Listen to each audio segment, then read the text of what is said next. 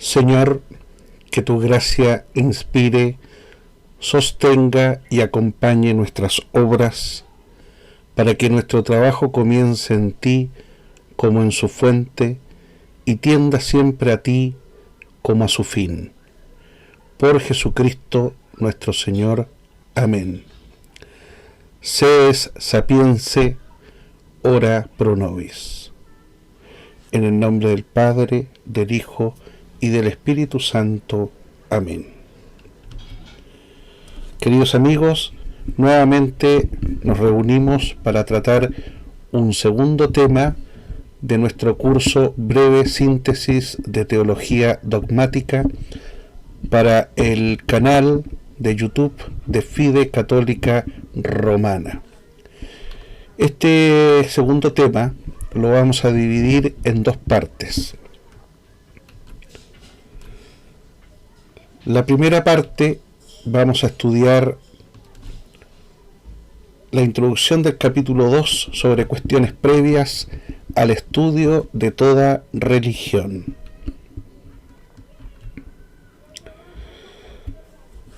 Necesidad hipotética de la religión.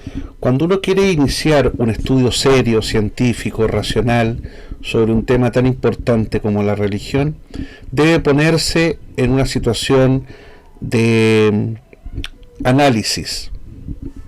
Y para ello se maneja la necesidad hipotética de la religión.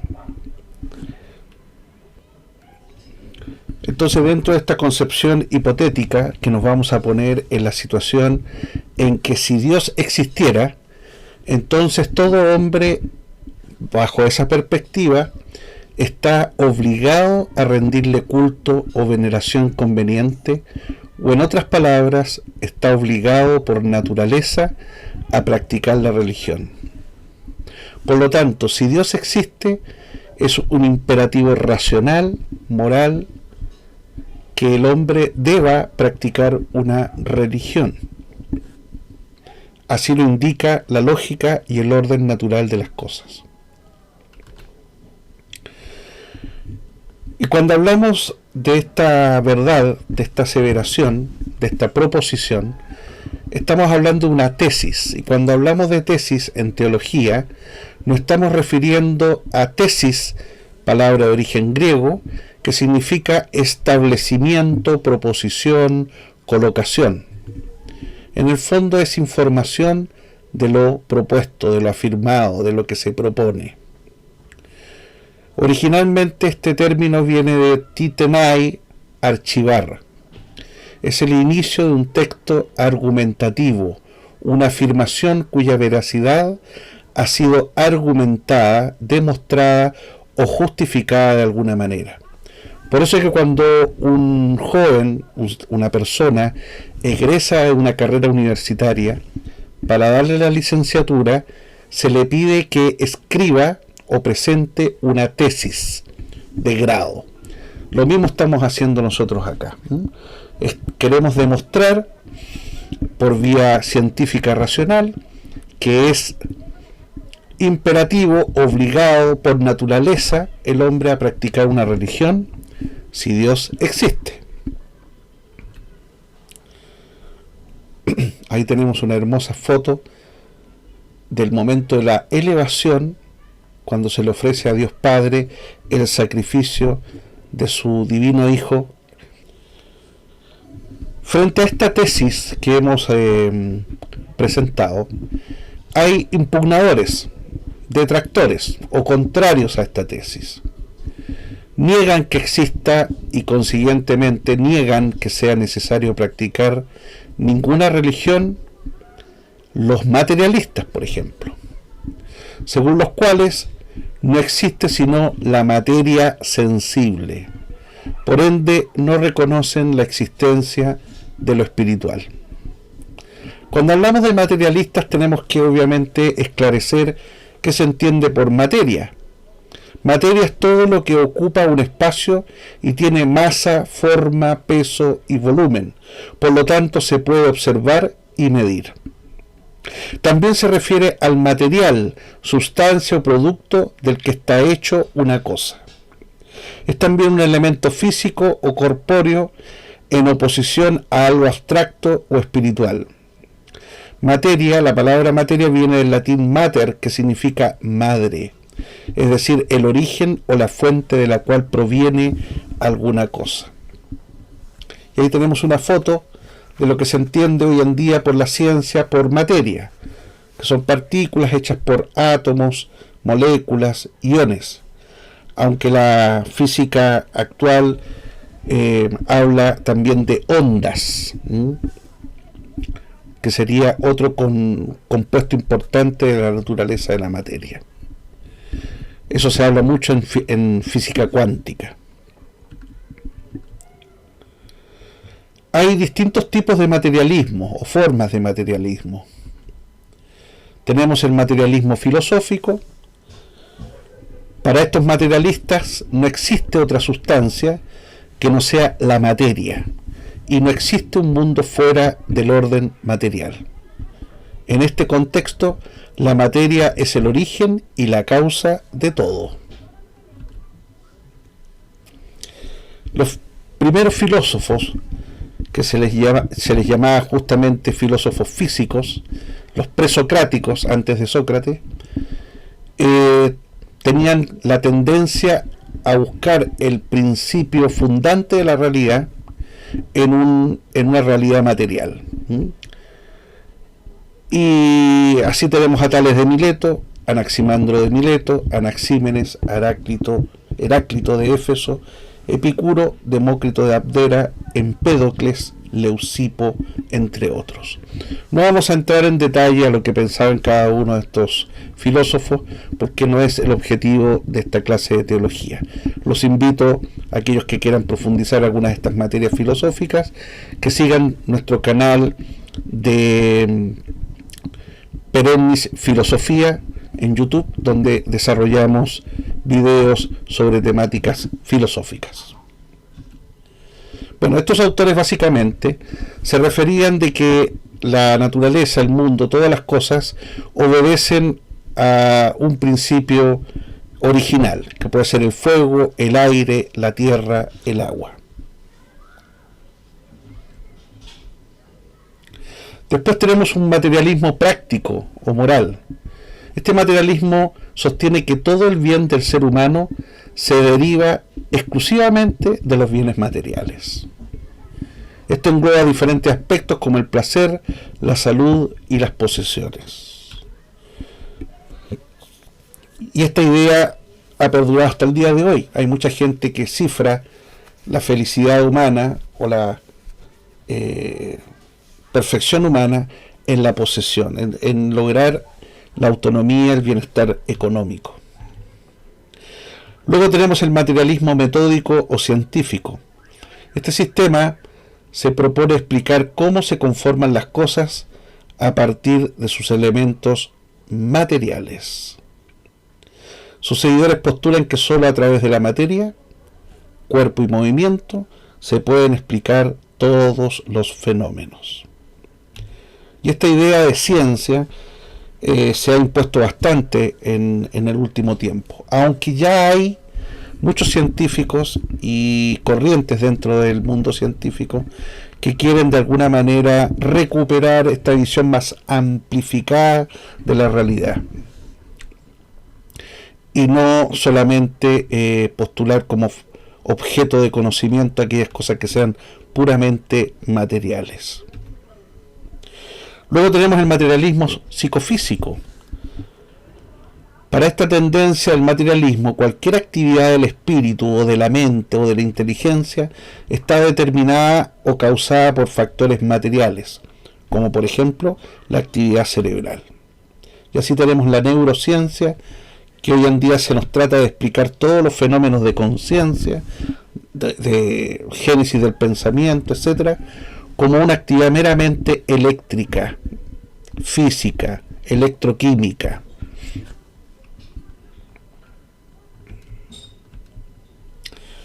Luego tenemos el materialismo dialéctico o materialismo histórico. El materialismo dialéctico sostiene que la materia es el fondo y la causa de todas las cosas. incluso de los fenómenos del pensamiento, como dijimos. Para este tipo de materialismo, la realidad material es la causa de los cambios y movimientos, y se desarrolla en medio de tensiones y luchas entre contrarios. Por algo se habla de dialéctica, que es como una cosa pendular. Forma parte de los postulados de Marx y de Engels y se complementa con la perspectiva del materialismo histórico, que estudia el desarrollo de la historia humana a partir de las relaciones materiales.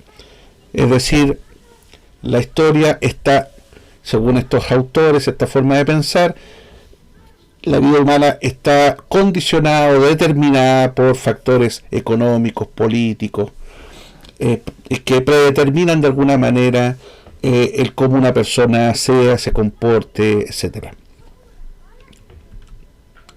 Ahí tenemos una foto de estos autores. El marxismo, obviamente, es la expresión justamente que ha dado curso a esta forma de materialismo. Luego tenemos otro grupo de gente que rechaza la idea de religión, que son los naturalistas, que consideran que la naturaleza es la única realidad y que no hay nada que no se pueda explicar por causas naturales. Si bien hay representantes de muy antiguo, su influencia cobró fuerza en el siglo XVI, básicamente con el Renacimiento, cuando se redescubre justamente el mundo antiguo, el paganismo, como se le llamaba en ese entonces, se cobraron vida nuevamente estas ideas dentro de la sociedad cristiana que ya estaba haciendo crisis. El naturalismo filosófico se basa en que los conocimientos dependen de la interpretación de las leyes de la naturaleza. Es por ello que para los naturalistas filosóficos todo lo real es natural y rechazan la idea de la existencia de lo sobrenatural.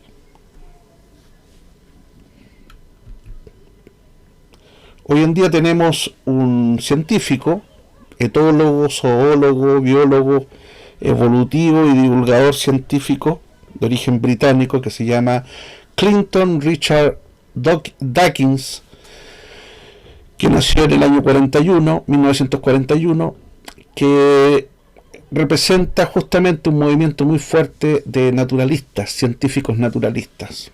Aquí hay una frase que él dice: las creencias religiosas están en el mismo pedigrí que las hadas o los unicornios rosados.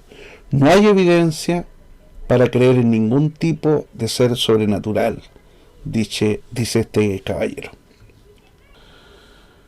Incluso algunos de estos filósofos y científicos poseen la visión de que la naturaleza se ve determinada por el concepto de evolución, así como fue expuesto en la teoría de Charles Darwin,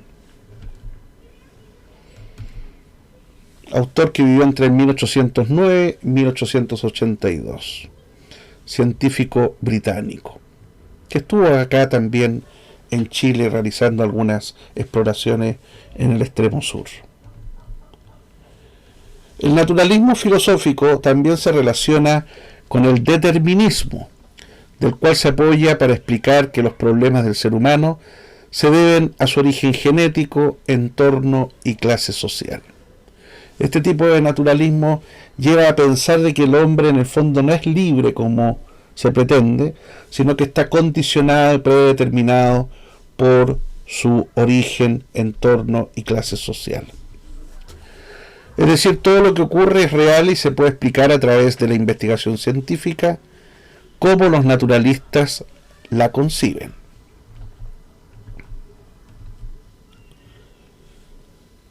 Hay otra fuerte tendencia dentro de los que rechazan la religión, es el cientificismo o cientifismo positivista. Se le llama así positivista porque ellos pretenden de que su ciencia su enfoque, su manera de concebir la ciencia es positiva.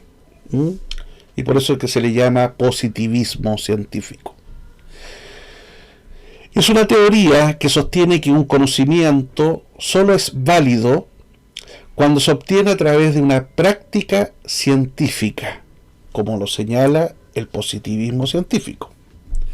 Se trata de una postura que promueve la aplicación exclusiva del método científico y el desarrollo de las ciencias empíricas, por lo que concluyen que toda cosa, objeto que no pueda ser investigado por este método empírico es incognoscible, inasequible y por ende inexistente.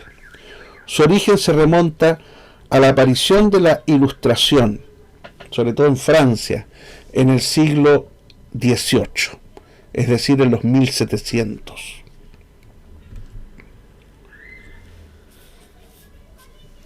El diccionario de la Real Academia Española de la Lengua define cientificismo como aquella teoría según la cual los únicos conocimientos válidos son los que se adquieren mediante las ciencias positivas. Otra acepción, tendencia a dar excesivo valor a las nociones científicas o pretendidamente científicas. Claro, como lo vamos a ver en su momento, esta es una visión bastante reduccionista de lo que es la ciencia. La ciencia es mucho más potente, profunda y amplia a como la conciben los positivistas o los empiristas. Para el cientificismo, el método inductivo, es decir, aquello que va de lo particular a lo general, que caracteriza las ciencias naturales, es el camino indicado para la generación de conocimiento. De hecho, el cientifismo sostiene que únicamente la ciencia puede ofrecer una descripción precisa de la realidad, más allá de cualquier perspectiva.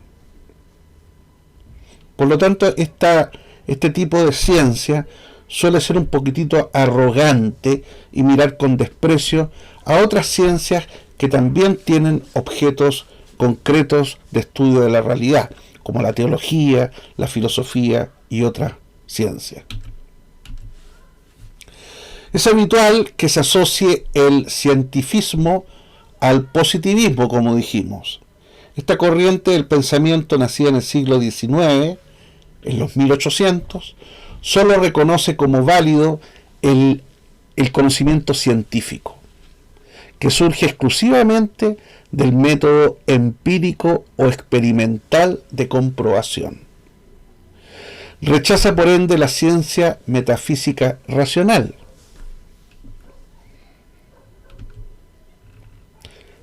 La metafísica racional, que es propiamente el campo de estudio de la filosofía, estudia aquello que está más allá de lo físico, justamente, apoyándose básicamente en el método racional.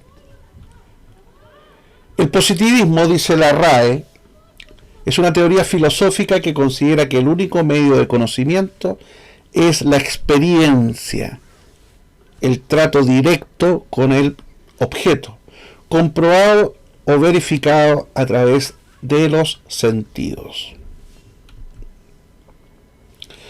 Otra definición que también da la RAE es tendencia a valorar preferentemente los aspectos materiales de la realidad. Sistema filosófico que admite únicamente el método experimental y rechaza toda noción a priori, es decir, por adelantado, y todo concepto universal y absoluto. El término positivismo surgió en Francia a mediados del siglo XIX. El primero en hacer mención del positivismo fue el filósofo francés Henri de Saint-Simon, precursor de la filosofía social. No obstante, fue el sociólogo y filósofo francés Auguste Comte, que vivió en 1798-1857, quien popularizó dicha corriente filosófica junto con el filósofo y político británico John Stuart Mill, que vivió entre 1806 y 1873. Auguste Comte fue un gran sociólogo francés, y justamente esta visión positivista, materialista de la ciencia, la incorporó en los análisis de carácter políticos y sociales. Y eso ha tenido una gran influencia en los siglos posteriores, siglo XIX, siglo XX, etc. Ahí tenemos un retrato de don Augusto Comte, como se diría en español, 1798-1857. Y de ahí otro autor también contemporáneo de él, John Stuart Mill. El grave error que incurre el positivismo y este tipo de visión de la ciencia es aceptar solo una parte del método científico, que es el método empírico racional. El método científico es empírico racional. A la vez, al quedarse solamente con lo empírico, hace que la ciencia quede coja y lleve a una comprensión reduccionista de la realidad, al no considerar el nivel más alto de la ciencia, que es la metafísica científica, y con la cual solamente el método racional puede trabajar. En el fondo es una ciencia de carácter escéptica. Entre los que admiten la existencia de Dios, pero niegan la necesidad de practicar la religión, son los siguientes representantes. Algunos de los panteístas, que afirman que todo el mundo es Dios, y como nadie tiene obligación de darse culto a sí mismo, tampoco hay necesidad de practicar ninguna religión. Creen que el mundo es autocreado o que es eterno. La definición que nos dan los diccionarios de panteísmo es que viene de una palabra griega, ya, que significa pan en griego, que significa todo, o theos, que significa Dios. Entonces, el panteísmo es un sistema filosófico de quienes creen que la totalidad del universo es el único Dios. Todo es Dios, dicen los panteístas. Los hay muy variados, formas religiosas de panteísmo. Por ejemplo, el hinduismo, o el brahmanismo también, como se le llama. Es un sistema religioso politeísta originario de la India. Aunque está conformado por una grandísima diversidad de tendencias, se articula a partir de dos elementos fundamentales: la creencia en un ser superior llamado Brahma, que constituye como lo humano en sumo grado de perfección, como Dios supremo, y la creencia en la reencarnación. El hinduismo no tiene un fundador ni posee una estructura institucional semejante a las de las religiones monoteístas. Esto, sumado a su carácter politeísta, permite que exista gran diversidad de orientaciones. Así, el hinduismo aglutina muchas corrientes metafísicas, espirituales, filosóficas, costumbres, cultos y rituales diversos. Ahí tenemos un practicante del hinduismo. Fíjense que el hinduismo es una religión bastante curiosa porque profesa distintas formas de creencias en lo divino. Por ejemplo, el enoteísmo, el monoteísmo, politeísmo, panenteísmo, panteísmo, pandeísmo, monismo, ateísmo y no teísmo. Los invito a los que quieran dirigirse a un buen diccionario e ir buscando el significado de cada una de estas palabras que hemos señalado: enoteísmo, monoteísmo, politeísmo, etc. es muy interesante para poder tener una noción lo más completa posible de esta forma de panteísmo que es el hinduismo. Después tenemos otra expresión religiosa panteísta, el budismo. Es básicamente una religión no teísta, es decir, no cree en un Dios único, preexistente al mundo. Pero también representa una filosofía, un método de entrenamiento espiritual y un sistema psicológico. Ha sido desarrollado a partir de las enseñanzas del Buda Siddhartha Gautama, quien vivió en el noreste de la India en el siglo V antes de Cristo, quien buscaba la iluminación del ser interior humano y su fusión con el todo universal.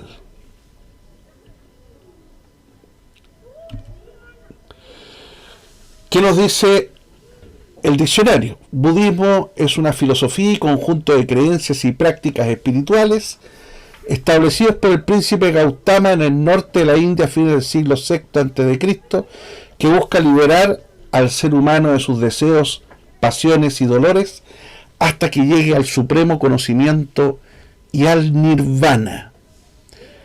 Este nirvana es un estado en que marca la emancipación del sufrimiento y el final del ciclo de renacimientos. En su forma clásica, el budismo no habla de ningún dios personal o ser divino, creador de todo lo que se conoce. Cuando se le preguntó a Buda cómo comenzó el mundo, qué o quién creó el universo, dice la historia que el Buda guardó silencio porque en el budismo no hay principio ni fin. Es un eterno retorno. Ahí tenemos a los seguidores de Buda, algunos monjes lamaístas tibetanos, muy probablemente. También tenemos otras formas de panteísmo que también se organizan como profesión religiosa, aunque ellos dicen no ser religión. Sin embargo, su camino de iniciación espiritual y su trabajo dentro de lo que de las materias del conocimiento que ellos creen, lo viven de una manera religiosa y con exigencias de carácter religioso. Por eso que acá los presentamos también como una forma panteísta de religión. Ahí tenemos la teosofía. Justamente se le llama así para diferenciarla de la teología, que es el estudio de Dios de modo científico. La teosofía es el estudio de Dios de una manera oculta, ocultista, ya lo vamos a ir esclareciendo. También tenemos el ocultismo, el esoterismo, la gnosis, la brujería, la cábala, el hermetismo, la astrología, la magia, formas de masonería, rosacruces, New Age, Reiki, tarot, sincretismo, satanismo, etc. Son muchas las organizaciones y sociedades que se reúnen en torno a estas ideas. Básicamente, el estudio de las religiones comparadas le llama a este fenómeno ciencias ocultas. ¿Y qué se entiende por ciencias ocultas? Son aquellas que se diferencian de la ciencia abierta, que es la ciencia oficial. Son prácticas y conocimientos misteriosos, como la magia, la alquimia, la astrología, etc., que desde muy antiguo pretenden penetrar y dominar los secretos de la naturaleza. Se caracterizan por ser conocimientos y artes paralelos a la ciencia abierta oficial. Es una ciencia paralela, justamente como lo señala acá. El ocultismo puede estar ligado a sistemas filosóficos y artes misteriosas fundadas en sistemas secretos. Sus orígenes se remontan a los inicios mismos de la humanidad. Existen personas que relacionan el ocultismo con el satanismo, la magia negra y sociedades secretas como los Illuminati, que están muy en boga en la actualidad y que por los hechos presentados pareciera ser que tienen una existencia muy real. Inclusive con el nazismo, que en ocasiones reveló intereses por objeto de poder arcano. La misma suástica, ¿no es cierto?, nazi, tiene un origen en la filosofía hindú. Normalmente estos grupos se organizan como sociedades selectivas, cerradas, secretas o discretas, a nivel supranacional, más allá de cada nación. Son internacionalistas, adoptan un sistema de vida de tipo religioso, que tiene una doctrina, unos preceptos y un culto de iniciación basados en juramentos, pruebas de fidelidad y compromisos con su sociedad o agrupación. Muchos de ellos pueden llegar a constituirse en una verdadera secta. Y para que no tengamos confusión en esta materia, ¿qué nos dicen los diccionarios que es secta? Es una comunidad cerrada que promueve o aparenta promover fines de carácter espiritual, en la que los maestros ejercen un poder absoluto sobre los adeptos.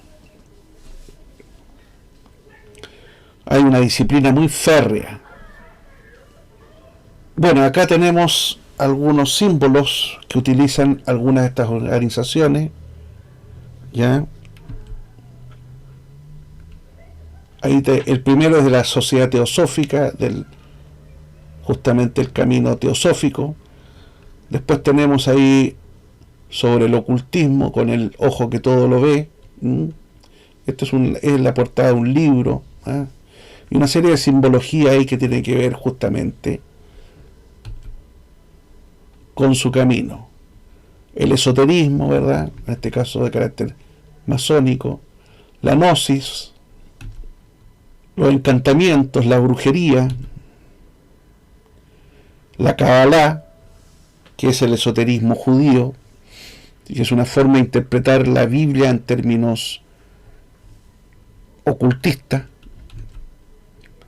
el hermetismo, que es otra forma que se expresa esta corriente, la astrología, con el tema de los signos del zodiaco, la masonería, la magia, el hechicero, ese es el símbolo de los Rosacruces, que también es una organización pseudo cristiana con un componente fuertemente esotérico,